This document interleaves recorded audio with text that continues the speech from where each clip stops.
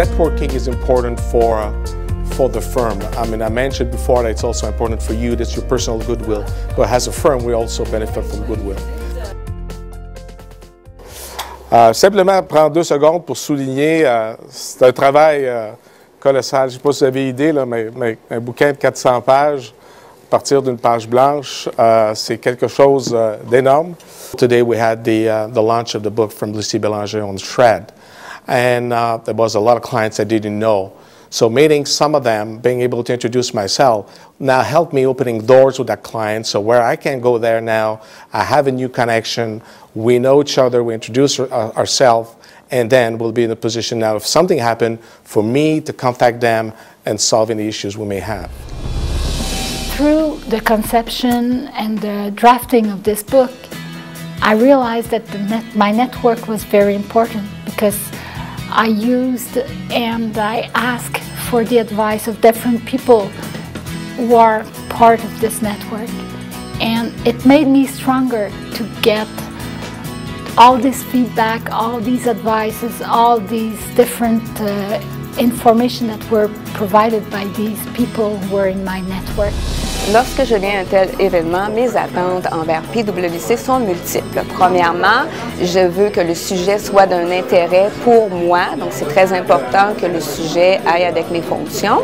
Deuxièmement, j'aimerais avoir du temps pour pouvoir parler aux différentes personnes, associés ou directeurs chez PwC, pour avoir la chance de poser des questions personnelles ou quoi que ce soit. Et troisièmement, ce qui est également important, c'est d'avoir un bon petit lunch avec ça. Donc voilà mes attentes envers PwC lorsque je participe à un tel événement.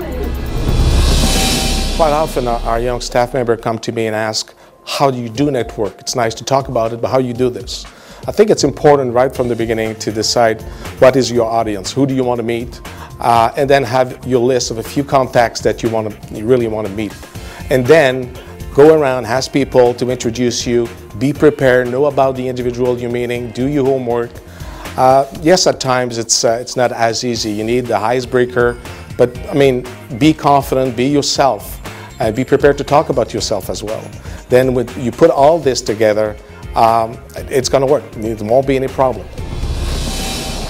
The best advice I can give someone who's looking into developing their relationships is really to consider all the people that are around you. Relationships are our clients, but they're also our colleagues. The best example I can give really is 2 ex-colleagues that I used to work with closely, and I now play hockey with them on Monday nights. And these people have now gone on to either start businesses or work with, in a family business, and they've now become either clients or potential clients or people that just connect with me from time to time. You know, it's unbelievable the connections and the contacts and the events and the different networks that you have access to just by keeping these relationships alive. I think since we've only been out of school for a few years, we still have strong connections with people that we went to school with. And a lot of these people, they have bosses too, they're all professionals, so we still keep in contact with a lot of people that can become clients later on. Well, even fresh out of school, you do have a network. I mean, the network is not made up of CEOs and CFOs, but it's people your age that eventually are going to, grow in the corporate ladder and become somebody that calls the shots, and it'd be much easier for you to pick up that phone and obtain some FaceTime with that person if you've been, carrying on your professional life side by side with those people. I think a coach or a more experienced team member can help us build a network by making introductions at events. I think one of the hardest things at the beginning is not knowing what to say when you're going to an event. So by having somebody there to introduce you to somebody, it helps break the ice and get the conversation started. They can also help you, give you pointers as to what things to talk about at events because they've been there before. When you go to meet somebody for the first time and when you have your first blind date in networking, it's normal to feel uncomfortable, to feel a bit insecure. Just say to yourself that the other individual you're meeting is probably feeling the same as well. Si j'avais à donner des conseils ou à coacher des gens qui sont un peu plus nouveaux dans ce qui est réseautage, je leur dirais sans doute que l'élément le plus important, c'est la confiance. Ça prend un minimum de confiance. Vous méritez cette confiance-là. Vous avez fait des études avancées, vous avez dû plaire en entrevue, vous avez dû être capable au cours de missions techniques de livrer vos atouts.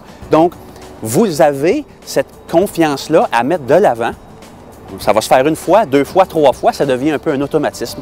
L'ingrédient principal, c'est la confiance. The important thing following networking event is really in the quality of the follow-up. And that's really important. It's key because if you want people to remember who you were, what you proposed at that event, you absolutely have to follow up quickly, huddle with the people at the office, with the different cross lines of service colleagues that you have, and be able to come back with a value proposition that makes sense for everybody. What I want you to take away from this video and start to do now is building your network. It's important that you ask around the people you know to help you in identifying together the people you should be meeting. Be prepared, document yourself, and have a good solid plan. Be persistent, meet the same individual over and over, and I promise you you're going to be in a position to build a great network.